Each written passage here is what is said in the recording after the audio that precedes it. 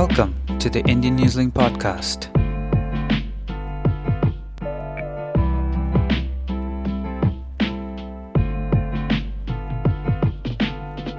Good afternoon, readers of Indian Newslink.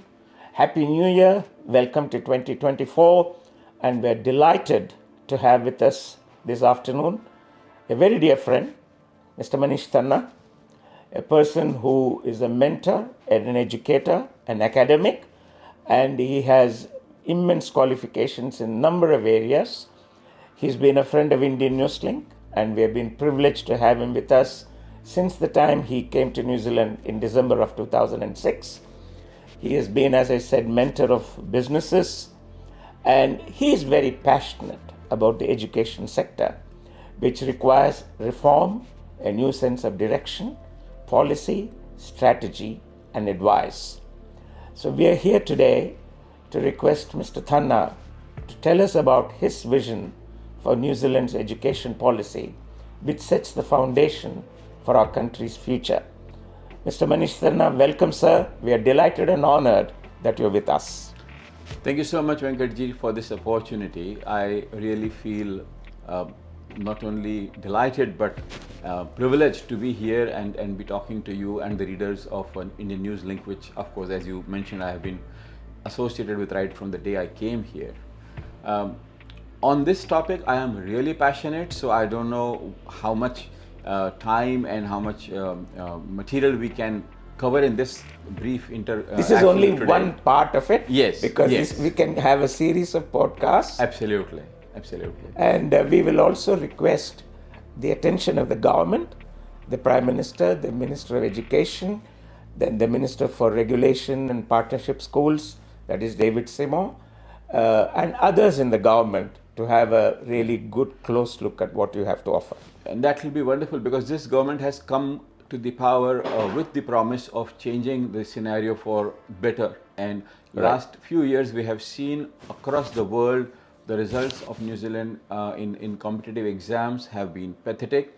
We have seen that the attendance levels have fallen, achievement levels have fallen, and although COVID was partially to blame for it, but I think more than COVID, it is also the tendency of the handouts that we have been following for a very long time in a very wrong way. So when I say the policy of handouts, what I mean is that there are sections of the society who have been underprivileged, underserved, and who deserve to be supported. But having started my own physical fitness regime a few years ago in my old age, as they call it, I have realized one thing. Nobody can give you an handout which will make you really strong. You have to pull yourself up together to have a chin up.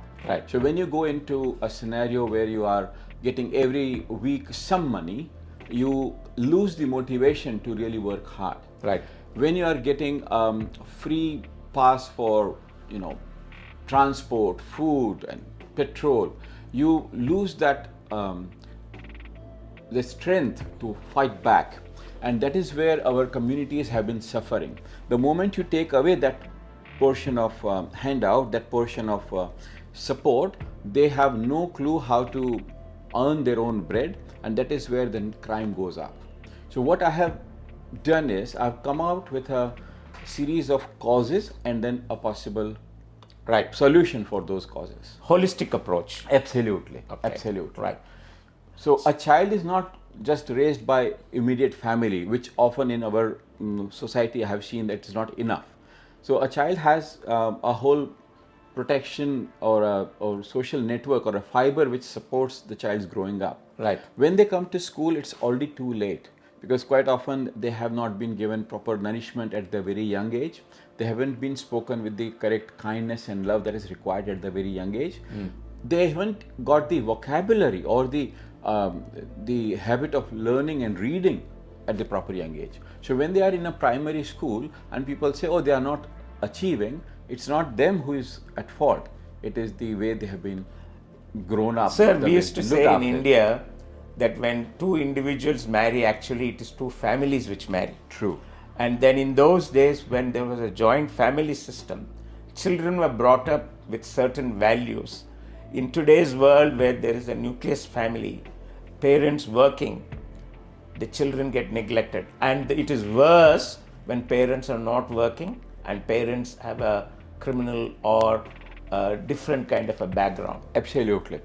I remember in the days of the previous national government, they had identified 4 factors which are most likely to convert one young person's life from the proper socially acceptable life into a criminal life. Right. And 2 of those factors you have just mentioned. One is the close family, that if the family unit is broken, there is a problem. The other one is having a criminal or a dependency background. So if people are benefit dependent, or if people have been in the justice system for crime, that gives their children a higher percentage chance of falling into the trap of crime. And this is just one part of the vicious circle. The other part is simple, which is called employment. If you are on minimum wages, it's very likely that you will not have time to improve your qualifications because you are struggling to make both ends meet. Right. You will not have time to develop your children, give enough attention to them, or support them with extra resources. So your child will also grow up with less qualifications and go into the same minimum wage job. Now, as we know, the cost of living is going to balloon up every now and then. The minimum wage will not support you to have any kind of a buffer or a savings luxury. So when you have a tough time, you suddenly find yourself again looking out for some handouts. Right.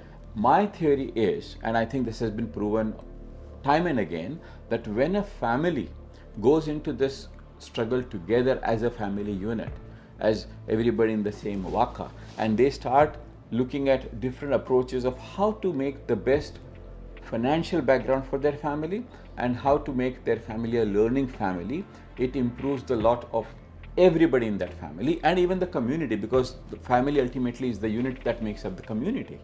So you're taking a socio-economic approach. Absolutely.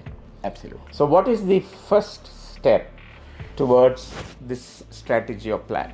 I believe this government had promised and already has started implementing the scheme of partnership schools.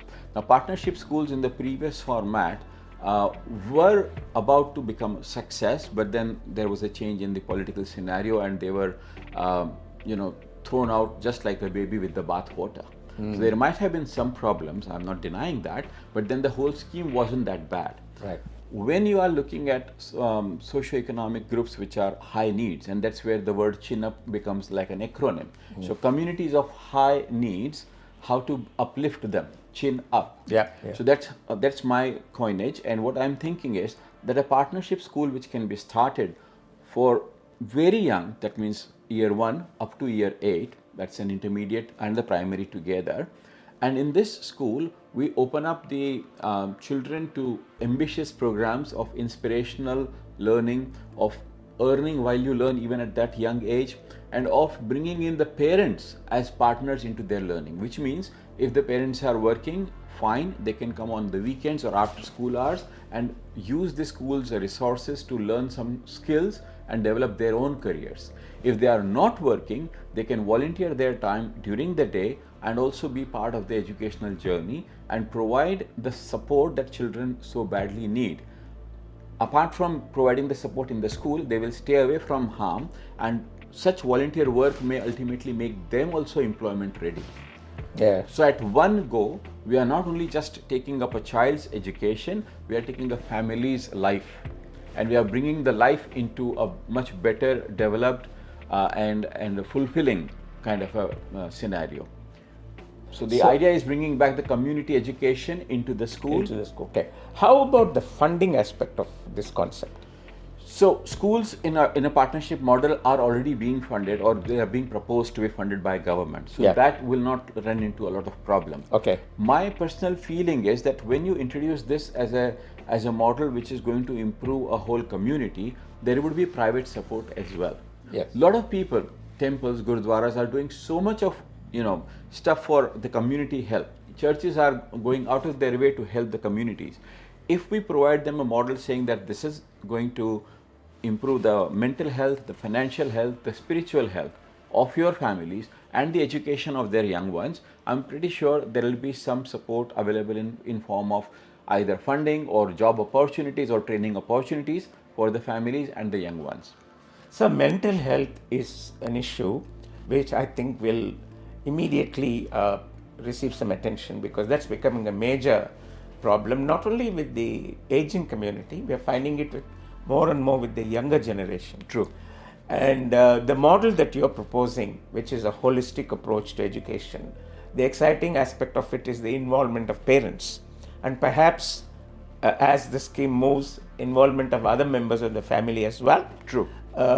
Maybe aunts and uncles who may or may not live with the child, but they can also be made part of the scheme.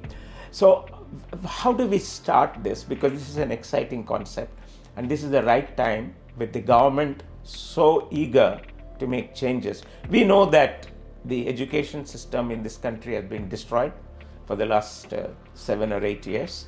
We know that we have fallen very badly on the OECD scale, but there's no point in talking about just failures. We have to think about solutions. Yeah. People like you and I do not talk about what has gone wrong. Yeah. We talk about how to make it right. Correct. And the last few years, the results and all that is now a bad memory. Moving on, the first thing which I was proposing and which you have rightly pointed out, the mental health part. Why has mental health become such a major thing nowadays? Because when we went to school, we had, I think in our cases, bigger struggles in the way that we didn't have so much of helpful technology. We lived in a place where the governments could not do a lot of community help because they themselves were running short of funds. They were dependent on foreign debts. You and I both come from India. But still, we have maintained a balance. We have had personal tragedies, financial tragedies. We have lived through curfews and wars. Still, we have maintained our stress levels. Yeah. We have been able to, not blame everything on our mental health, Correct. which some people tend to do nowadays. But the problem, Including politicians. yes. The idea, my scheme will be in a different way, is that we treat the family as a unit and we tell them each of you is a support structure for the next one. So you know how we go home to our fur babies and we lose all our tensions into that few moments of the jumping around with the fur babies. Now they are just fur babies. We actually are talking of living human beings. Imagine how much love and compassion and support can be had from a child going to the grandfather or grandmother and doing that stuff with them. But we have forgotten all that because nowadays either we meet them only on Diwali and Christmas, or sometimes we don't meet them at all. So what we are trying to bring in is that feeling of society and family into the school. In the previous days, as a school principal back in India, we used to organize grandparents meet. We used to organize parents meet, not just meeting and showing the results. It used to be actual meeting of different parents together, have some food, have some cultural items by their own children, understand the teachers at a personal level. In the grandparents meet, they would also come up on the stage and narrate their own life experiences, maybe sing a song. Those things have to be brought back. I think so. We have isolated the school so much that it has become more or less like a place you just go and visit twice in the year. Why? It's a social place. Why are we wasting so much of resources and so much of energy and enthusiasm that our young people bring to us? Right. As a teacher, we don't feel old ever because we are always in the company of the young ones. Yeah. I invite people to come and feel that vibe in a school atmosphere, because when the kids are doing their projects, when they are doing their drama and dance and sports, if the parents and the grandparents and the wider whānau surrounds them, it will be a really mutually beneficial exercise. We see them out on Saturdays, right? We take them on trainings. That's just one day of the week, one morning. But the whole week, when they are in the school, they are learning. And if the parents can drop in and just see that joy of learning in their kids, they will also have that enthusiasm and inspiration. Sir, I have heard, rather as a parent myself and as an aging person now, I believe that today's children require support in a number of areas. First one, of course, is academics, then communication skills, cultural interaction, cultural values, whether it is Maori, Pacifica, or Indian or Asian, whatever. Then sports, recreation, and mental and physical well-being. I think these are all holistic approaches to education. If your model, the one that you're proposing, can start achieving in all of these areas, I believe that the future of our children in New Zealand will be very good, and then it has the potential to be adopted elsewhere. I remember when NCEA was introduced in 2003, a number of countries were looking at whether this is a good substitute for Cambridge and other systems. Unfortunately, the government did not succeed in implementing it. This is what we are told. I am not an academic. So anyway, coming back to your own holistic approach to education, I believe that it's a very exciting proposition, and we would like you to give the benefit of your wisdom and strategy from time to time, so that we can create a good series of this and start moving things with the government and those who are involved with education. Thank you so much, sir.